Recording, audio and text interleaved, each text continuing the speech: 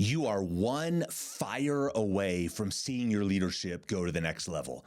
You've got one person on your team, one person in your department, in your company, in your organization that is holding you back, that's keeping you down, that's draining your energy, that's destroying your culture. Do not make the mistake of thinking you're one hire away. You're actually one fire away from the growth that you want and need. Welcome to the Ware Show, a podcast for leaders who want more and won't settle for less. Straight talk to help you lead better, live bolder, and not lose yourself in the process. If you're serious about going to the next level in life and leadership, you're in the right place.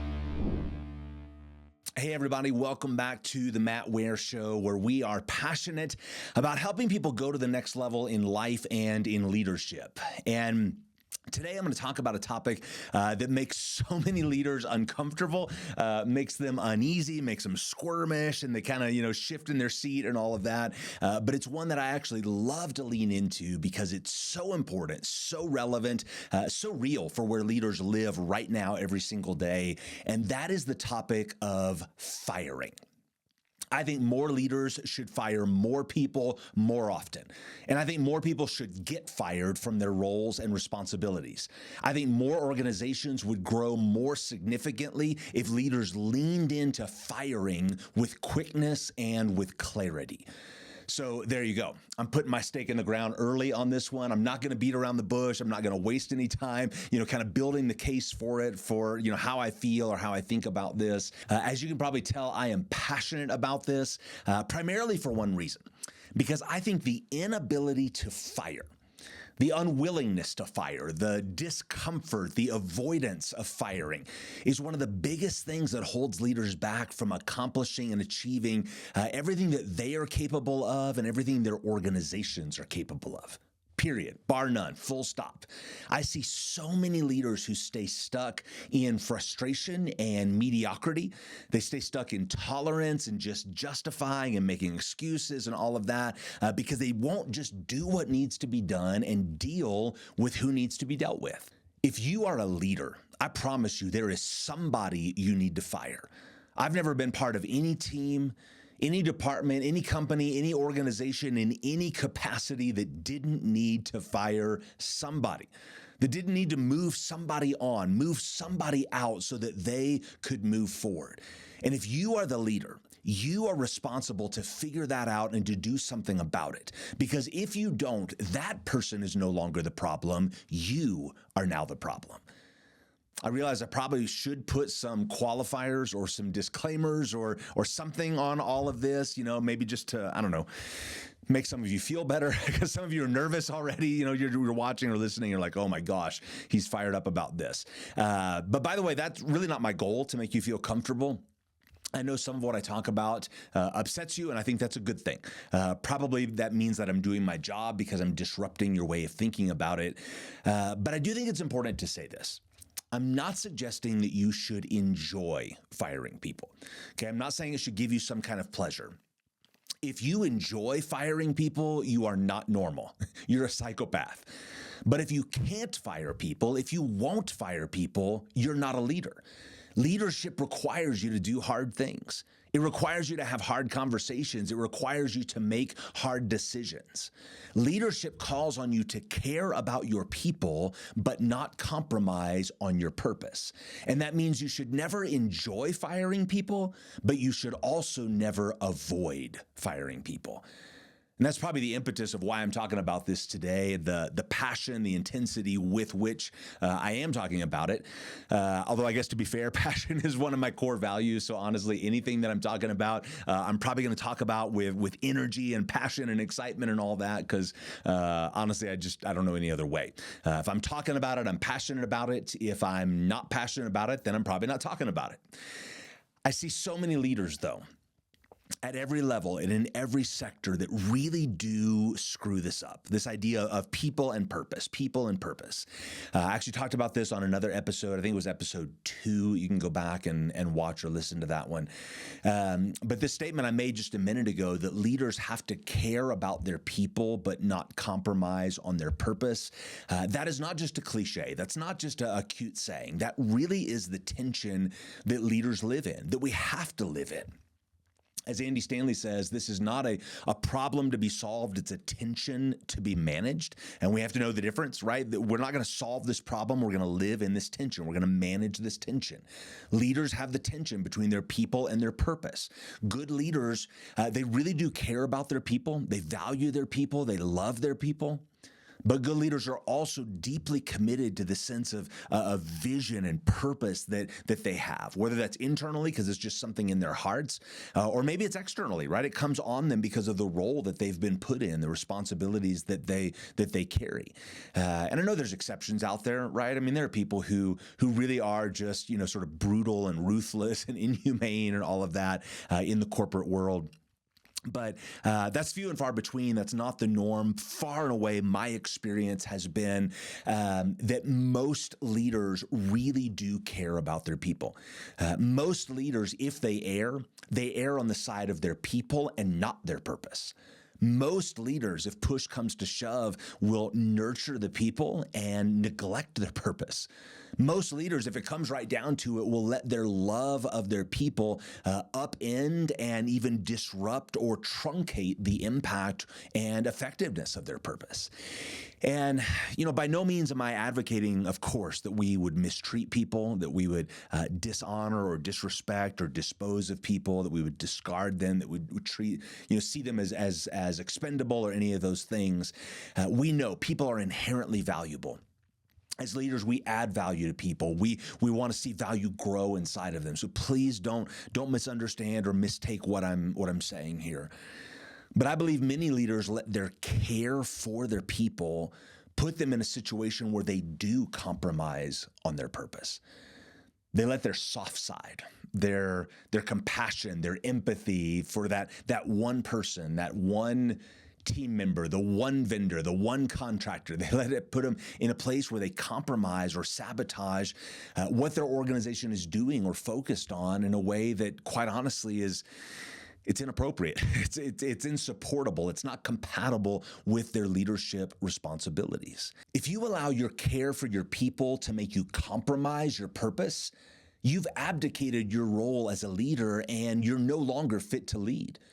Leadership requires that the purpose of your organization takes precedent over the preference of an individual person. In leadership, purpose must always trump person. The problem is that in theory, everybody knows that. Everybody agrees with that. But in practice, almost everyone avoids it. Leaders know they have to prioritize purpose. They have to prioritize vision and mission and all of that. But somehow it gets lost when they're face to face with a person who's underperforming, who's under-delivering, who's flat out just underwhelming. So what happens is that we make excuses. And it's not just that we let them make excuses, it's that we make excuses for them. We say, well, they just need more time. They need more training. They need more mentoring. Maybe if we send them to a conference, maybe if they read this book or they get another video certification, or, we'll have another come to Jesus talk. That'll do the trick, right? Maybe a threat, maybe a performance improvement plan or something like that. And another day or another week or another month or another quarter or another year goes by, and your organization suffers, your results languish, your morale decreases, your culture degrades. And the reason is because you as a leader are tolerating rather than leading. You are excusing rather than leading. You're justifying rather than leading. You are delaying rather than leading. And I know people right now, leaders who are good leaders, who are successful leaders. They've built great businesses. They're great entrepreneurs, but they won't fire team members who have caused them long-term problems. They won't move on from vendors who overcharge and underdeliver. They won't deal with performance issues, with attitude issues, with culture issues, with resource issues. Okay, and please understand, I'm not talking about somebody who makes a mistake. We all make mistakes. There's grace for mistakes, especially if it's made, right intention, right motivation, we're taking risk and all of that. This is going to happen in the workplace. I'm not talking about that. I'm talking about people who are chronically underperforming, under-delivering, undercutting the mission of the organization. If you're watching or listening and you've got people like that on your team, I just want to say this to you. Every day you wait to fire someone who you know needs to go, you are sanctioning their mediocrity and you are subsidizing your misery. You're making your team hate their job and you're making your own life a living hell. Why are you paying people to not perform? Why are you tolerating the tension they create? Why are you acquiescing to their attitude and their apathy? If you are a leader, you need to fire people who are not moving your organization into the future. I realize my perspective on this is a little more hardcore, right? A little more direct, a little more in your face. And those of you who know my background, it makes my position particularly unique and I don't know, special, I guess is a good word, right? Because for a lot of my professional life, not all of it, but for a big chunk of it, I was a pastor. And pastors, churches, nonprofits, ministries, they are notorious for tolerating underperforming people. There's this, I don't know, just stupid, asinine mindset that because we're faith-based, we have to tolerate people who can't or won't or just don't do their jobs. And I pushed back against all of that, really for all of my pastoral and ministry career. I had a reputation for firing more people more quickly, more easily than a lot of pastors do or would. And again, it's not that I didn't love people. It's not that I didn't care about people. It's just that I was really committed to our purpose. I couldn't fathom how loving one person was compatible with compromising on that purpose. And so I was actually willing to have hard conversations, make hard decisions, let people go, move people on, remove them, replace them. And to be clear, it was always hard, really hard, excruciating sometimes. I carried the weight and the responsibility of that. I worried about it. I fretted over it. I wouldn't say I lost sleep because I sleep really well, so that would be an exaggeration, but figuratively lost sleep about it, right? I owned the emotion of how that would impact them and their family, how it would affect the rest of the team and all of those things. I was deeply committed to caring for people as best as I possibly could. But it was unconscionable for me to put the person over the purpose. I know how this may sound, but this is an honest reflection, an honest lesson in leadership. I wish I had fired more people more quickly than I did. As hard as it was at the time, as I look back years later, I can tell you this. I have never regretted firing people who needed to go, but I have regretted keeping people who should not have stayed. I regret tolerating incompetence. I regret justifying and making excuses and holding out, hoping that they would just get it one day. I regret wasting time and energy and resources on people who, for one reason or another, were not the right fit for that role in that season of time. It doesn't mean that they were bad people necessarily.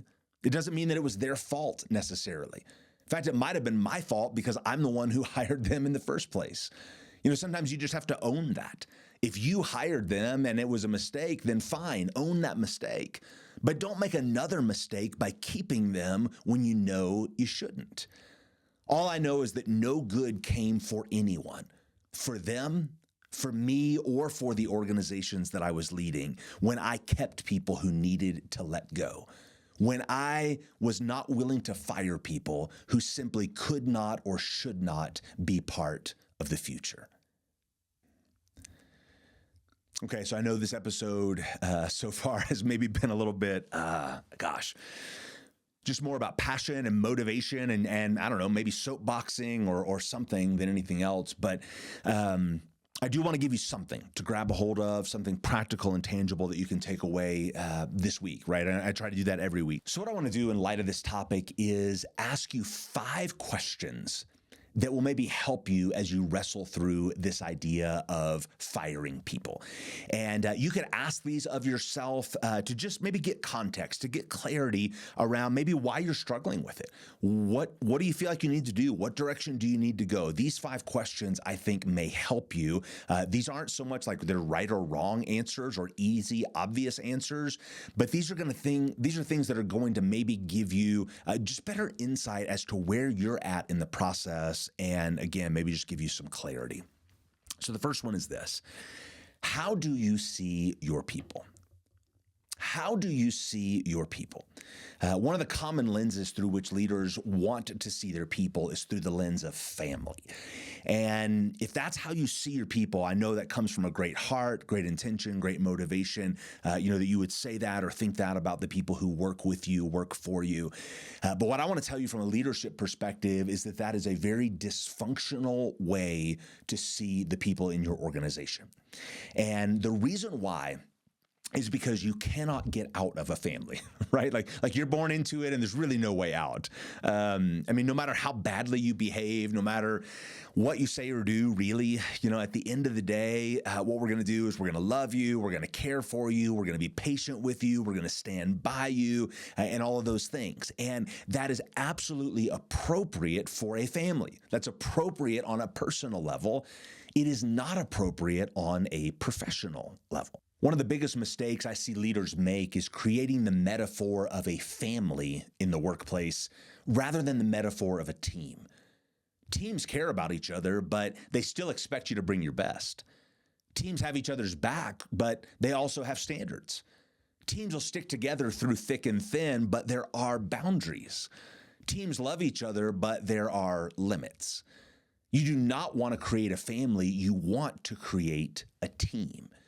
And so if you're struggling with the idea of firing somebody, that's why I asked this question: how do you see them? Do you see them as part of a family, or do you see them as part of a team? That shift, that change in metaphor, that change in perspective may help you. The second question to ask if you're struggling with, should I fire this person, is who are you helping? Who are you helping? If you're kind of wrestling through, should I not? When's the right time? You're delaying it, you're deferring it. The question is, who are you helping when you put off that decision? Are you helping that person? Really? Or would it help them more to have clarity about their future and be able to take some positive steps forward? Are you helping your team? Really? Or would it help them more to move through the temporary disruption in favor of having a clean slate of people who are actually bought in and pulling their weight and are all, going the same direction? Are you helping yourself? Really? Or would it help you more to stop thinking about it and rehearsing it and hashing it out with your spouse or your best friend and just rip off the Band-Aid and move on? Are you helping your company or your organization? Really? Or would it help you more to just address the issue, fix the culture, communicate through the chaos, and right the ship so that things can get back on track? It's another question that I think is worth asking if you are wrestling through the idea of firing someone. The third question is this: how long will you wait? How long will you wait? Listen, I'm all for giving people a reasonable opportunity for improvement. The whole context of this episode assumes that you've done that, right? Like we're not talking about the steps that got you up to this point. I'm not talking about, the all the HR things and the legal things you've got to cover. Hopefully you've got your bases covered on that. I'm not giving legal advice. I give leadership input, but not legal advice. I assume that you've done all of those things. You've coached them up. You've resourced them. You've trained them. You've had the hard conversations, all of that. But in my experience, too many leaders and too many organizations provide an unreasonable opportunity for improvement. We give people too much time, too many chances, too much leash, too many at-bats before we decide to pull them out of the game. Hope is good, but you have to let go of what psychologists call pathological hope. If as a leader, there isn't really any hope of turning this person around, the question is, how long will you wait to make the decision needs to be made? How long will you wait to fire someone who cannot be part of your future? The fourth question is this: What would the next leader do? What would the next leader do? If you got hit by a bus today and someone else took your role, took your responsibilities tomorrow, what would they do? If a competent CEO came in and took over your business, what would they do? If somebody who had no emotional attachment to the people, they had no organizational history to what's going on, to leading the team or department or your company, what would they do? I promise you, a brand new leader coming in from the outside with the expectation to move the organization forward, to advance the vision, to advance the purpose, they would not be burdened by tolerance for mediocrity or excuses. They would not lose a lot of sleep over, making hard decisions around poor performance or poor results or poor attitude. Maybe you're a little bit too used to what was, and you need to start getting honest about what is and what could be or should be. Stop allowing people who have been part of the mix for a long time to keep you tethered to the past instead of helping you move into the future. You may be thinking too little of your own leadership. People say you shouldn't take yourself too seriously, and that's fine, that's great, but please take yourself seriously enough that you execute on your own expectations. Take yourself and your leadership seriously enough that you have standards that you strive to live by and that you expect people in your organization to live by as well. Number 5, the last question is, what are you afraid of? What are you afraid of?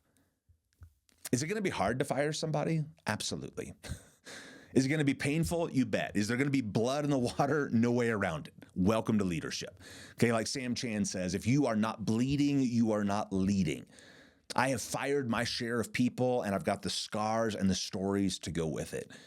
I've been sued, slandered, slimed, shamed. I've been vilified, criticized, crucified in the court of public opinion. And all that did was strengthen my resolve that those are not the kind of people I want to build my life and leadership with anyway. Every arrow that flew at me, every dagger I took in the back just confirmed that I had made the right decision. Listen to me. If you're going to be a leader, you cannot live afraid. How do you see your people? Who are you helping really?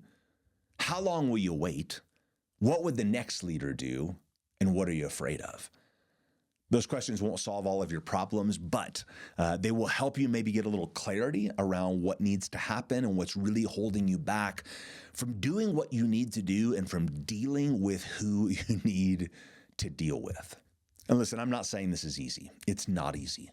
Nobody ever said that being a leader was easy. If you want easy, get out and get out fast.